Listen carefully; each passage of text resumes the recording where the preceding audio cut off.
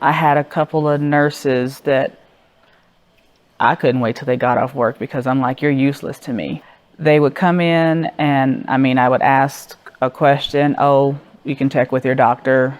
Heck, I was just saying this. I would like for you to reply when I say, hi, how are you doing? You know, you don't have to stop what you're doing, but acknowledge me as a person.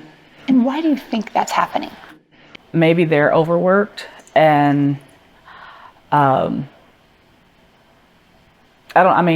so many different things. It wasn't until a job I had, we had a student who was doing a research project, and what she talked about was the covert stress that women of color experience that we necessarily don't acknowledge or aren't aware of, and just the blatant disrespect that we overlook because it's a part of our everyday lives, and how that can have a stressful impact on your lives. And it was kind of like, when I look back and think about some of those experiences, yeah, those heifers were disrespectful.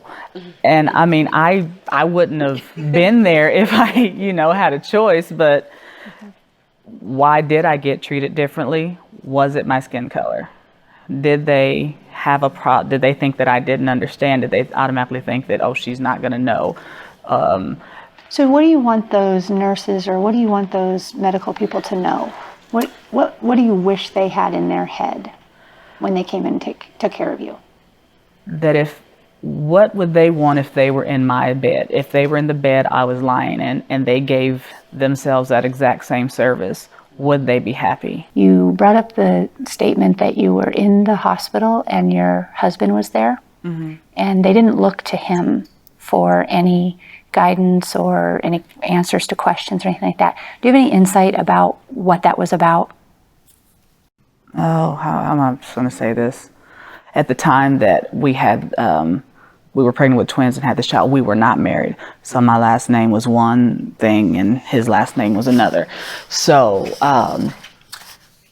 that is just the baby daddy or the current boyfriend, and I have no idea. He probably won't even be back up here after the baby's born. Basically, just the thoughts that could have been. Yeah, the thought process of how society looks at men, their role in their children's lives, or the role in lives, period, that they're not really reliable or... But what you're not mentioning is the fact that he's a black male. Yes. And that is the issue. And I was even asked when I did have my daughter, the lady was like, well, is he going to sign the birth certificate? And I'm like, yeah. I'm like, yeah, he's right here. He's spending the night waking up, Yeah. So yeah, just thinking about that, they did ask that. I'm like, yeah.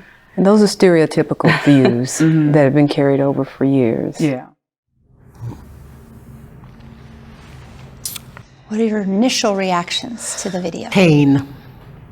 It's painful to see those women go through that.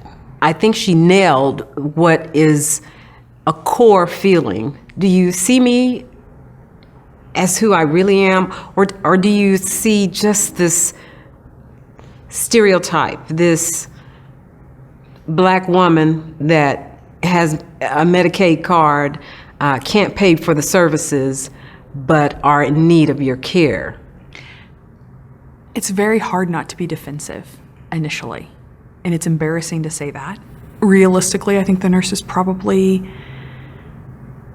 did not think that certain patients can understand the condition, or they aren't as willing to explain it to certain patients. I think one of the things that she said that really stuck out to me was the covert stress of being black, and I can't pretend to understand that, but I think it's very real, and I think it has a huge impact on care and outcomes. My initial reaction, and trying to be objective, I think I see it from two different standpoints. I see it as being a black female. I understand the covertness they're talking about. They're right, we deal with that all the time. But you can either be a part of the system, or you can get trapped up in the system, or you can be a change to the system. Well, and we danced around the issues a lot in the videos. And one of my questions is, why did we spend so much time dancing around the issues? Because it's an uncomfortable issue. No one wants to perceive that race is there, but everyone knows it's there. You know, no one wants to say this. We've been programmed to try to put race out of the issue here. Why? Why? Yeah. Because it's not mutually beneficial for us to continue to talk about race. Why? What does that do?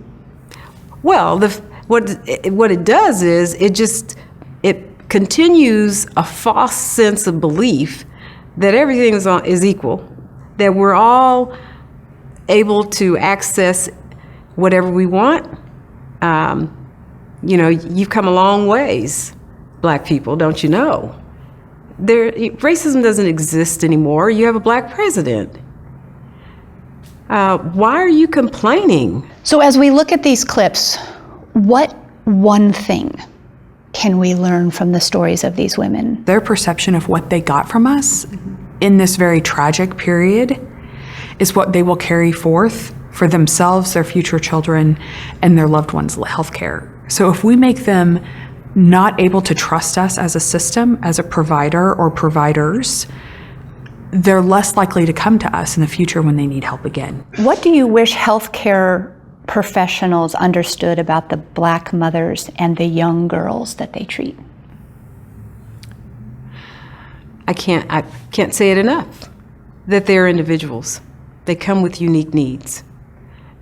They come with deficits, just as we all do. So don't discard or put them into a category of, they don't deserve. This is what, not instead they don't deserve, but this is what they deserve. Everyone deserves the best care, regardless.